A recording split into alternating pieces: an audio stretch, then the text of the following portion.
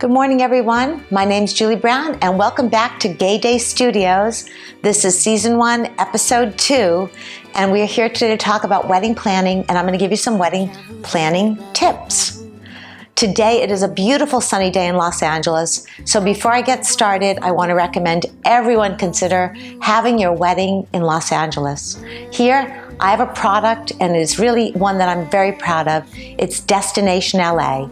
We have destination weddings here all the time. People come from all over the world because we have day in and day out a beautiful sunshine. We have a great variety of artistic talent to offer you. And we have this beautiful mega city, Los Angeles. So, Destination LA is always something I want to talk about. But today, we're going to talk about wedding tips. Okay, tip number 1, set your budget.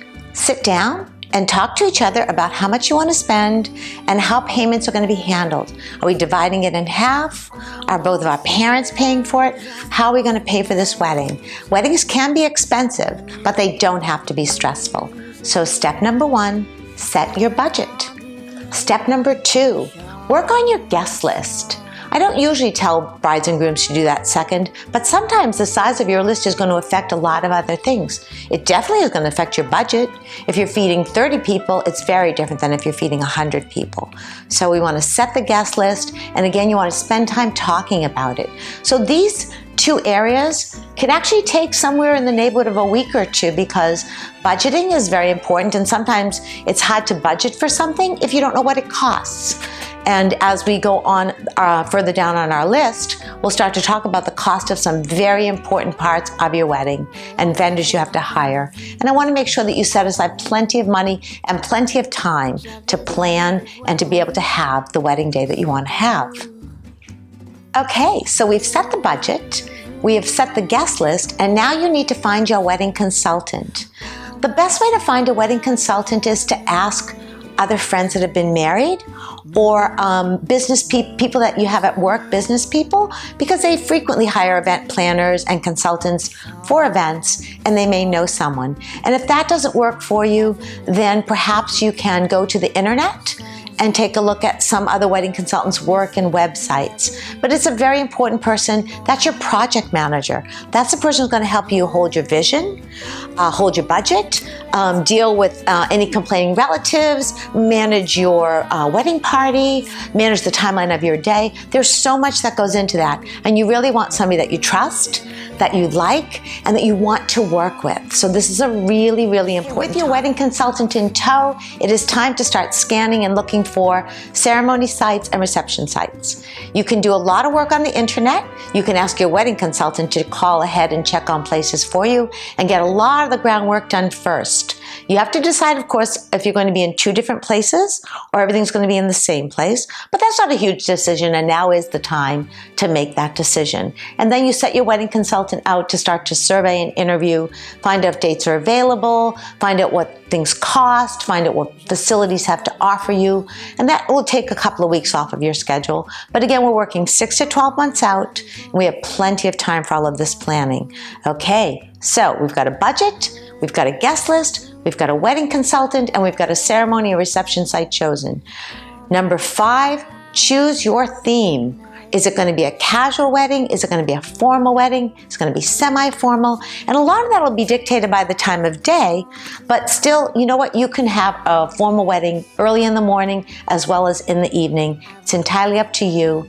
It is your wedding day. It is your event, and you get to decide exactly how you want things to be. I think your photographer should be a vendor that you get referred to. You do a little research and you look around on the internet and see pictures and find someone whose pictures you like.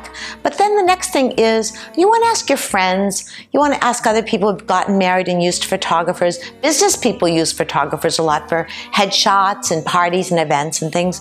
But I really think that this is one of those areas where a referral really helps. But either way, you're going to need to interview that photographer and make sure that personally you like that person because you're going to be working with them all day long. And finally, something else I really think that you have to remember about a photographer. Your photographer starts on your wedding day with you when you're getting dressed, doing your hair and makeup, and getting ready with your pretty dress and your bridesmaids and everything, and ends before you leave on your honeymoon. Your photographer is working on average about 10 hours that day. After that, your photographer has another sometimes 20 hours ahead of them in post-production. They have to look at every single photograph, perhaps do touch-ups, get them ready for presentation. It's a very, very, very big job. So I want you to understand that it's more than just your wedding day. So when your photographer comes to you and you find that no matter who you're talking to, the fees start at somewhere between $2,500 and $2,800, that's inexpensive for the amount of work that they're going to do. So remember, number one was set your budget.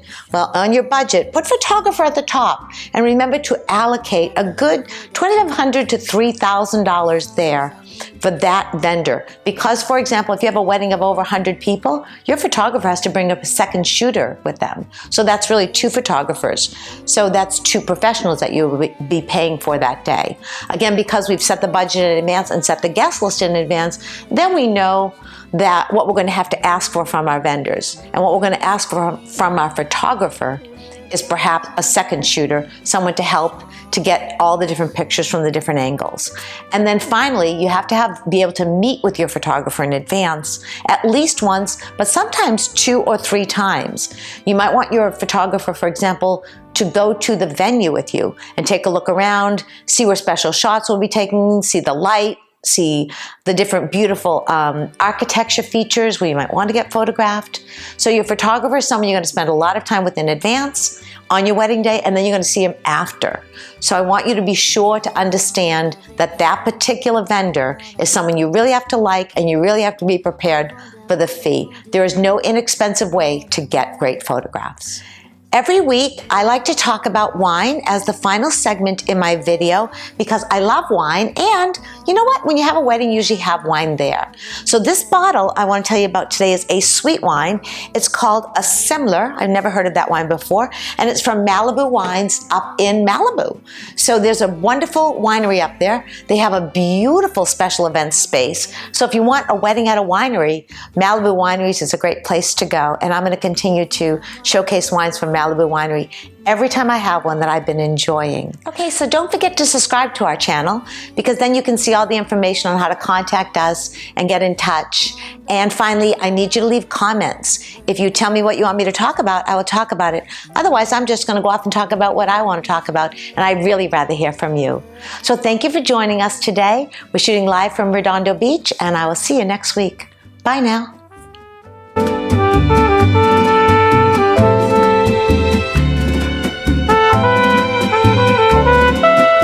World. And finally, when you're choosing your